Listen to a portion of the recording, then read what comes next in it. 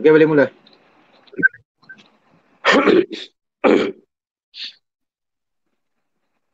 A'udzu minasyaitonir rajim. Bismillahirrahmanirrahim. Alhamdulillahirabbil alamin. Wassalatu wassalamu sayyidina Muhammadin israfil mursalin wa ala alihi wa sahbihi ajmain. Amma ba'd. Assalamualaikum warahmatullahi wabarakatuh. Ya Allah, ya Rahman, ya Rahim, ya Karim, ya Latif, ya Razzaq, ya Wahhab, ya Zajal, ya Ikram. Allahu Akbar, Allahu Akbar, Allahu Akbar. Terlebih dahulu kita hadiahkan pada Al-Fatihah Umul Kitab untuk memberkati program santai kita hari ini. Al-Fatihah. A'udzu minasyaitonir rajim. Bismillahirrahmanirrahim. Alhamdulillahirabbil alamin. Arrahmanirrahim. Maliki yaumiddin. Iyyaka na'budu wa iyyaka nasta'in. Ihdinas siratal mustaqim. Siratal ladzina an'amta 'alaihim ghairil maghdubi 'alaihim waladdallin. Amin amin. Amin. Assalamualaikum semua. Pada petang Jumaat yang mulia ini, saya ingin kenalkan diri saya. Nama penuh, nama panjang saya Suhaimi bin Arifin. Jadi nama pendek, short form, Ayah Tommy. Tommy pun boleh lah. Jadi saya memperkenalkan diri saya Tommy selaku pengerusi ataupun pengasas ataupun presiden Pertubuhan Khazanah Alam dan Mistika Malaysia. Short form dia Kadam. Pertubuhan Kadam. Jadi pada petang ini Tommy ingin memberi sedikit perkongsian ilmu dan pengalaman bersama tetamu jemputan kita, ahli panel kita yang berbahagia, Tuan Guru Al-Fadil, Ustaz Haji M. Kamarul Arifin daripada Pusat Perawatan Al-Baqarah. Nama pun bin pun sama, Arifin bapak dia sama. Jadi bukan abadi lah, mak lain bapak lain. Jadi saya ingin memberi sikit mukadimah tujuan kita buat live ni sebagai perkongsian. Pada semua penonton yang sedang mengikuti rancangan ini, kita panggil sembang santai lah, borak kopi tiam di TV Tokmi Pertubuhan Kadam MHI, short form Mistik hari ini. Lebih kurang macam Malaysia hari inilah, terima dong. Jadi share ilmu berkenaan dengan apa itu mistik. Sebab ramai orang kurang faham alam mistik, alam gaib, alam bunian, alam sebelah, paranormal, spiritual, itu tenaga dalam, tenaga batin, itu semua benda-benda gaib. Jadi dia harap semua penonton bolehlah dapat memberi kerjasama dalam dapat bolehlah ni kan, insyaAllah bagi perkongsian ilmu. Sebelum pertubuhan Kadam, telah banyak liku-liku dan cabaran yang didapi. Perjumpaan demi perjumpaan diadakan. Akhirnya kita berjaya juga mendaftarkan dan mendapat kelulusan pejabat pendaftar pertubuhan ROS atas nama Pertubuhan Khazanah Alam dan Dunia Mistika Malaysia, short formnya Kadam. Kami berharap dengan pertubuhan ini kita semua dapat berganding bahu dan bekerjasama dalam menjayakan setiap program yang dirancang. Antara tujuan pertubuhan Kadam adalah seperti berikut. Yang pertama, kami menghimpunkan peminat, pemilik dan penjual barangan khazanah dan kebudayaan seperti harta pusaka, barang-barang antik yang barang-barang antik ni boleh dikatakan dia yang barang-barang lama ni, pusaka yang orang zaman dulu kata dia perlu mistik lah. Di bawah satu pertubuhan yang berdaftar. satu-satunya pertubuhan yang berdaftar di Malaysia ini, di negara ini adalah Pertubuhan Kadam. Kebanyakan orang-orang yang berkecimpung dalam bidang mistik ni, diorang bergerak Long Ranger. Long Ranger. Bersama jemaah-jemaah mereka. Jadi, kedua, memberi pendedahan kepada ahli-ahli atau jemaah-jemaah asnya orang-orang awam, amnya, supaya mematuhi dan menghormati kedaulatan undang-undang berperlembagaan beraja dalam segala urusan ataupun program. Ketiga, memberi pendedahan kepada ahli akan kepentingan dalam memelihara khazanah alam dan mistika dari satu generasi ke generasi. Keempat, mengurus, menyelia ahli supaya tidak berlaku hal yang bercanggah dengan undang-undang negara serta tidak melanggar syariat Islam dalam segala urusan, baik memiliki maupun jual beli atau menyimpan barangan khazanah alam dan mistika. Maksudnya barang-barang pusaka yang antik lah. Kelima, menjadi satu-satunya pertubuhan platform yang berdaftar yang dapat bekerjasama dengan semua pihak, baik persendirian, pihak swasta dan pihak kerajaan dalam menjaga dan mengurus menyelia khazanah alam dan mistika. Semoga program ataupun pertubuhan Kadam ini menjadi pencetus kepada kejayaan program kita di masa akan datang, insyaAllah. Jadi, itulah sedikit mukadimah yang saya beri rungkaikan. Sebab alam mistik ni, ramai orang yang tidak faham. Dia orang main langgar je. Dia orang jadikan mistik ni satu pendapatan tetap. Nak cepat kaya. Tak ikut syarat ataupun SOP. 90% rakyat-rakyat di Malaysia, baik berbagai bangsa lah kan, Cina, Melayu, India, dia orang main mistik ni tidak ikut SOP. Standard Operation Procedure. Okey, terima tu. Jadi, dan dalam semua urusan ataupun program yang diuruskan oleh Pertubuhan Kadam, kita mengatur pemilik, pembeli, penjual dan juga tukang ataupun guru proses. Jadi tersembunyi tu kira mistik lah. Barang yang berkeindahan. Jadi kebanyakan ramai orang tak tahu. Dia orang dapat barang je, diorang tidak ikut SOP. Maksudnya, sebab Tok Mi banyak grup. Banyaknya grup-grup mistik ni. Macam-macam orang add. Tok Mi pun ada, Tok Mi add ada dari admin. Jadi bila diorang jadikan grup tu sebagai platform diorang cari barang, berkeindahan, PM tepi, saya hilang. Dapat guru, dapat buyer kan, apa beli diorang saya hilang. Jadi itulah ramai yang tidak faham lagi tentang alam mistik ni. Jadi saya ada beberapa soalan dah untuk saya menemui Tuan Guru Ustaz Kamarul ni tentang alam mistik atau alam gaib dan sebagainya. Jadi sedikit saya nak sentuh Pertubuhan Kadam ni sebenarnya banyak cita-cita dia untuk menjayakan salah satu program yang paling yang kita akan rancang program besar-besaran sebagai sekiranya kita dapat dana daripada pihak kerajaan ke NGO ke, senang kita buat carnival untuk mengumpul semua pemilik barang-barang antik di seluruh Malaysia ni dalam satu platform. Kita buat galeri macam carnival. Namanya Carnival Dunia Melayu Mistik Nusantara. Kertas kerja pun ada. Kita dalam rancang buat. Jadi antara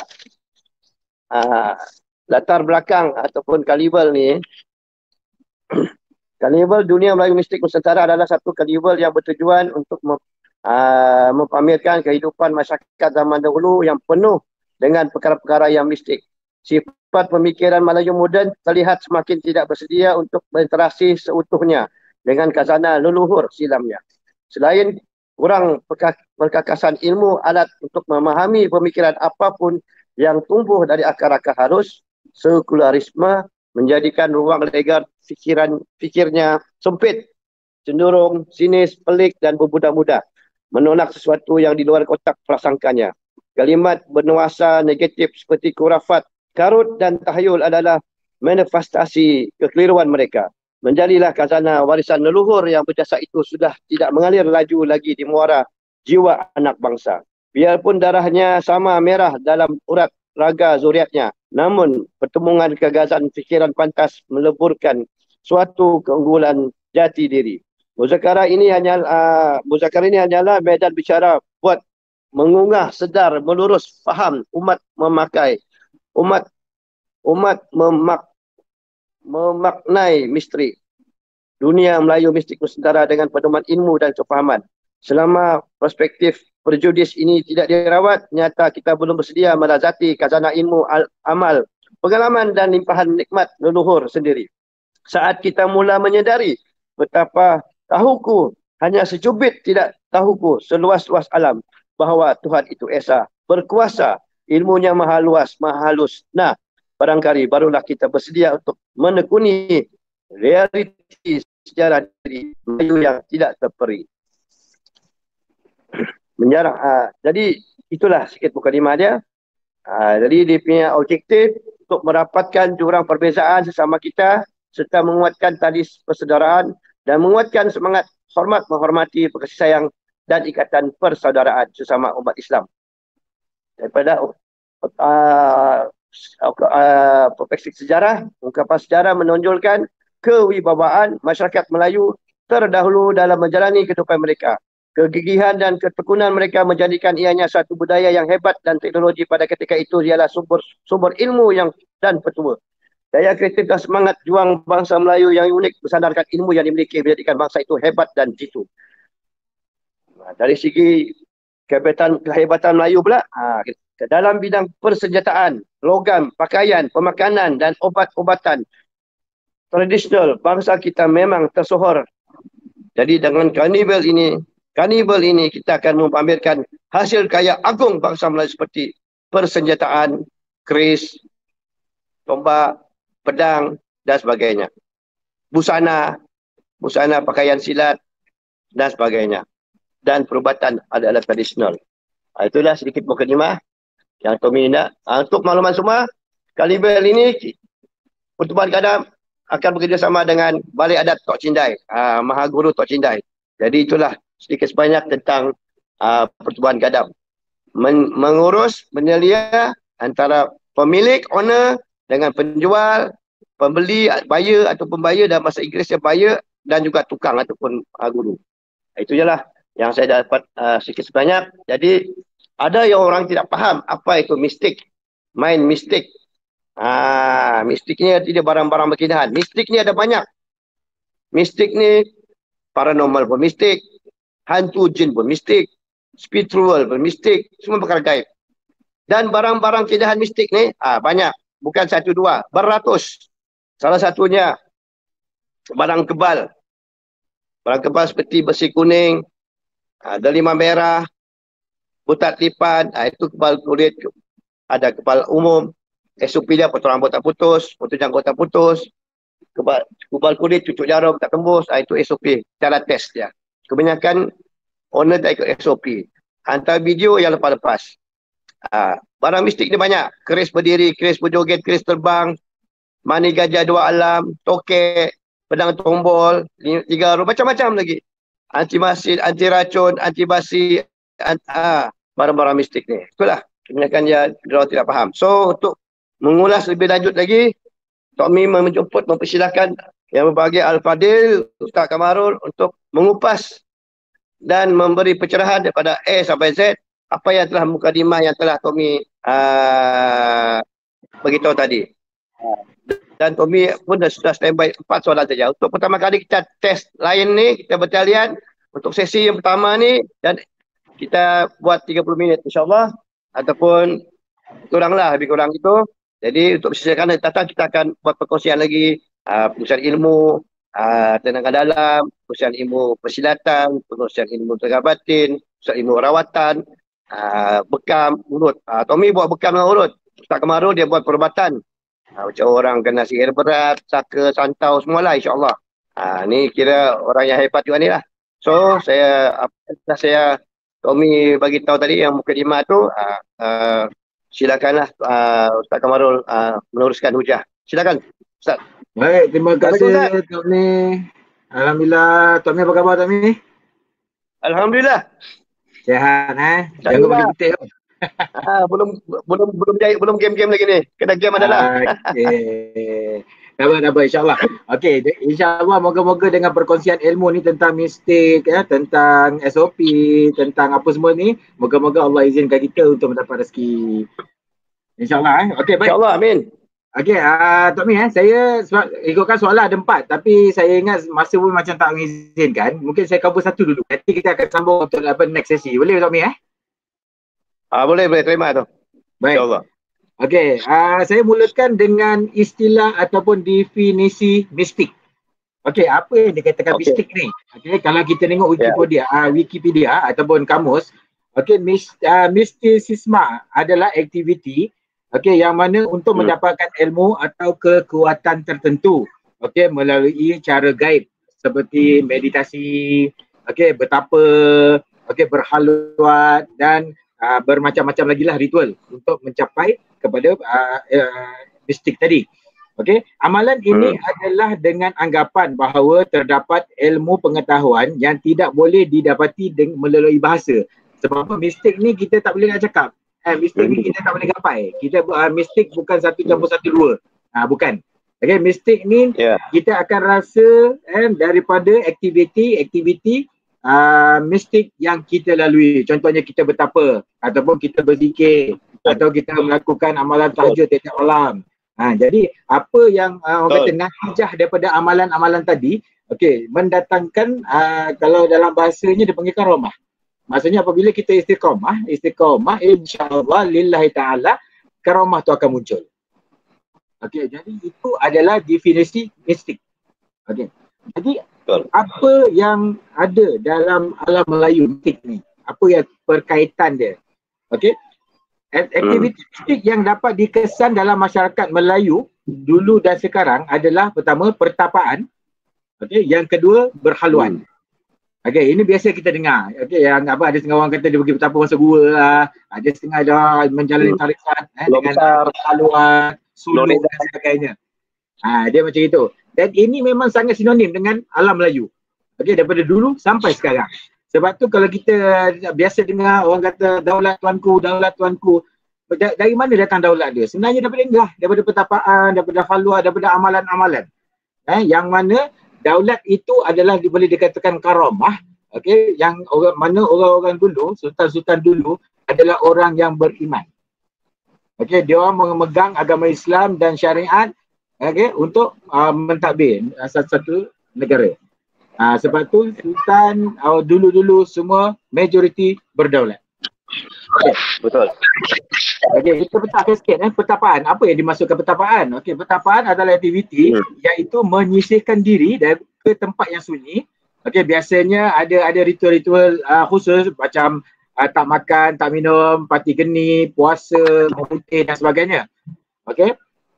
Dan dipercayai dengan melakukan ritual-ritual tersebut, ada ujian-ujian yang akan dihadapi dalam masa ritual itu. Yang mana ujian itu jika mereka tercapai, maka alhamdulillah mereka akan dapat apa yang mereka kendaki. Begitu juga dengan berhaluan. Jadi berhaluan ni pula dalam kamus dewan bermaksud mengasingkan diri ke tempat yang sunyi untuk bertafakur.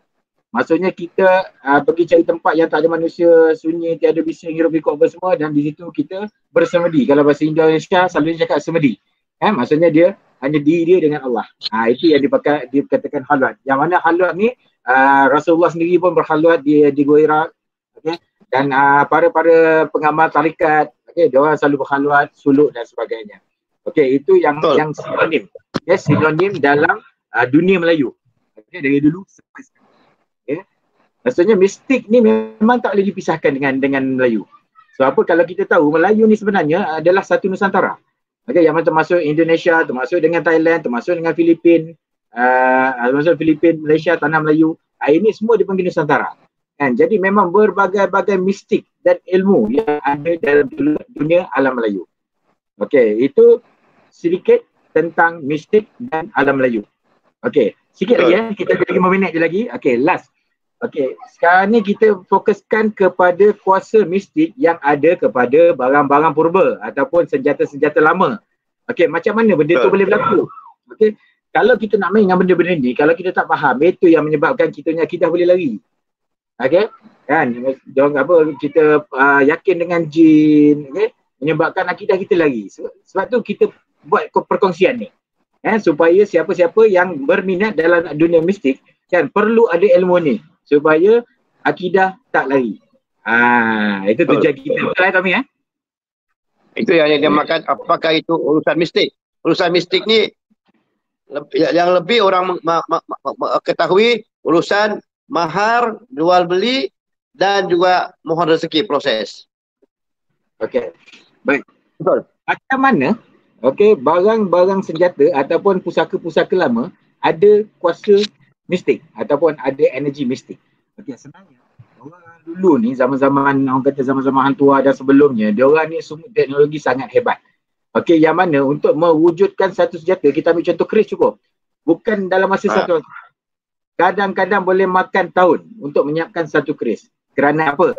Okey, dia orang akan mengira falak tuan punya keris. Maksudnya dia orang kira bintang lah, matahari lah. Lepas tu dia akan kira juga kesesuaian besi dengan tuan punya keris. Okey, dan juga nama. Kan? Dan banyak lagi ritual-ritual yang untuk dia orang ambil kisah. Kan? Sebab tu, kan, keris-keris yang dahulu-dahulu ni, majority semuanya ada power mistik. Okey, betul lah. Saya dulu ada pernah tengok Ustaz Muhammad Auni, dia ada cerita pasal 7 pa. Okey, pembuatan keris dulu-dulu dia orang kalau keris tu power kan selalunya dia akan ada konsep 7 pa. Apa itu pa? 7 barang besi yang patah. Maksudnya satu bilah keris itu dia akan ambil 7 jenis besi yang patah, 7 jenis besi benda yang patah kan dicairkan, digabungkan dan membentukkan satu keris. Okey, apa pa tu maksudnya? Pa pertama patah, yang kedua adalah perkara bahan-bahan yang bermula pa. Contohnya paku, pahat, pending, parang, dia ada 7. Saya terlupa dia punya tu lah. Tapi semua je pa. Jadi cuba bayangkan nak dapatkan bahan-bahan ini, contoh parang yang patah. Lepas tu dengan syarat pula nak dapatkan itu tak boleh setempat. Contohnya parang patah ada dekat Selangor. Okey, lepas tu pahat patah kena ambil dekat Johor. Dia tak boleh setempat.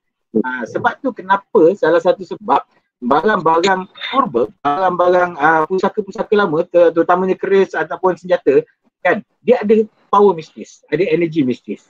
Itu sebenarnya. Okey. Jadi dalam apa yang selalu kita buat selama ni, contohnya kita mohon rezeki apa semua, sebenarnya benda tu kita kena faham supaya landasan kita tak lari. Kan? Tapi insyaAllah untuk SOP tentang proses ke apa ke, kita akan pergi ke sesi seterusnya. Jadi hari ini saya sempat cover sebab masa kita sangat singkat. Okay, jadi saya sempat cover tentang mistik. Okey, mistik. Okey, yang kedua adalah mistik dan alam Melayu. Dan yang ketiga, kenapa bahan-bahan pusaka boleh ada energi mistis. Jadi itu je Datuk ni, penerangan sedikit daripada saya. Semoga bermanfaat. Okey, silakan Datuk Mi, sambung. Yelah, semoga apa yang dikongsikan tu mendapat manfaatnya lah. Sebab perkara-perkara yang berenergi tu biasa orang panggil dia ada kuasa gaib, artinya barang tu berkadap. Itu yang jadi orang jadi taksub, ada yang orang kadang tidak faham kan. Itulah betul. Tentang so untuk sesi selanjutnya kita akan sambung, bagi orang suspend dulu. Nanti kalau kita habiskan nanti dah tak suspend kan. Banyak lagi kita nak kupas ni. Betul. Dari segi SOP macam-macam lah. Kenapa selalu gagal, di mana orang lain boleh berjaya, kenapa kita tak boleh berjaya. Kita kena pegang satu prinsip. Di sekolah dulu pun ada mengatakan usaha tangga kejayaan. Di samping berdoa, tawakal dan sebagainya. InsyaAllah.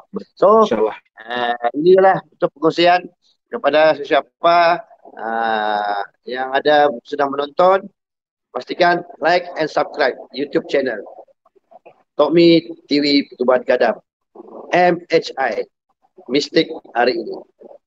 Usah disibui hidup anda dengan misteri. Terima tu layan. Okey, baik. Okey, baik. Sampai jumpa lagi. Assalamualaikum warahmatullahi wabarakatuh. Warahmatullahi wabarakatuh. Wabillahi taufiq wal hidayah. Wassalamualaikum warahmatullahi wabarakatuh. Waalaikumsalam warahmatullahi.